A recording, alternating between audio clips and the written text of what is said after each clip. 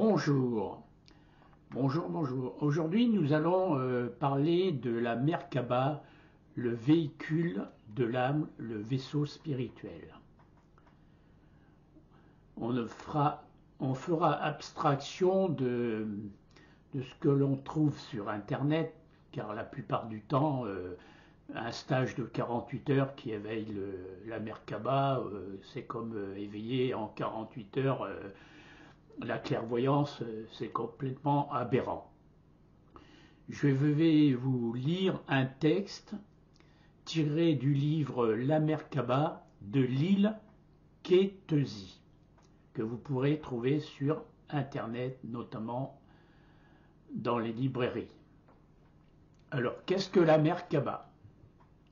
La Merkaba est plus que l'enveloppe de l'âme, c'est le vaisseau du corps spirituel. La Merkaba, considérée comme le vaisseau du divin, que des générations de kabbalistes ont prise comme but de leur recherche, n'est pas été mentionnée par les initiés occidentaux avant les vulgarisations comme Drinvalo. C'est qu'il ne s'agit pas de la même chose. Drinvalo propose un système qui nous semble facile au sujet d'une réalité spirituelle qui était jusqu'ici hors d'atteinte.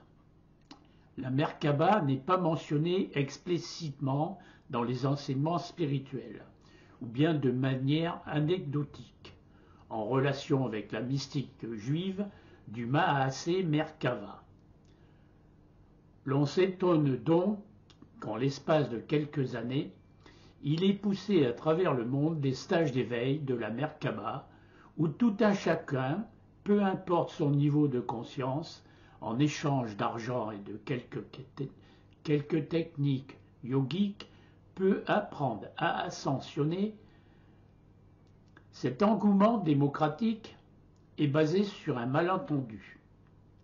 La véritable Merkaba ne se soulève pas par des méthodes psychomagiques et les ésotéristes n'ont jamais prétendu y parvenir, pour la raison que le vaisseau divin est hors de portée des pouvoirs psychiques naturels. Il n'y a peut-être qu'une seule personne en un siècle qui peut décrire avec précision le fonctionnement du vaisseau divin, ce qui exige un pouvoir de clairvoyance. Clairvoyance multidimensionnelle qui n'est pas de l'ordre des facultés supérieures habituelles, lesquels ne vont pas au-delà du corps causal, confondu avec la Merkaba par Drinvalo. Cette erreur explique l'engouement du public du fait que notre inconscient collectif est hypersensible à la merveilleuse perspective d'élever le vaisseau de l'âme, car la conscience de la Merkaba constitue le but du développement spirituel. Mais si cette ascension ne dépendait que du fait de s'asseoir en faisant des respirations et des visualisations, nous ne serions plus sur le plan physique depuis longtemps. Les méditants de l'école de Drinvalo auraient déjà réintégré la dimension d'origine du vaisseau divin. Pensez-vous qu'il en soit ainsi? Certes non.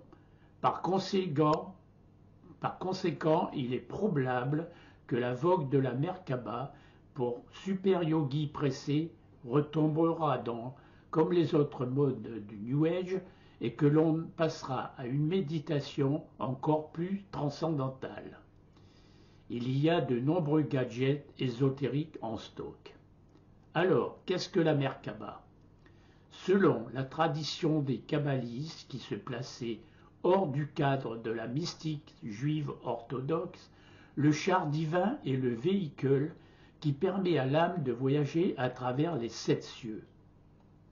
Pour la mystique conventionnelle, ce char est celui de Dieu et nul humain, hormis le prophète Élie, qui fut enlevé sur un char de feu sans connaître la mort, nul homme ne peut prétendre disposer d'un tel vaisseau magique. Or, la vérité est fort différente, car la Merkaba est plus que l'enveloppe de l'âme, c'est le vaisseau du corps spirituel. Voilà, J'espère que cela vous intéressera.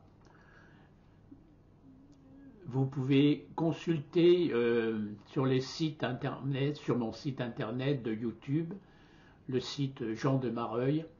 Vous verrez qu'il y a plusieurs vidéos que j'ai faites sur la connexion à l'âme pour entrer en connexion avec cette fameuse Merkaba.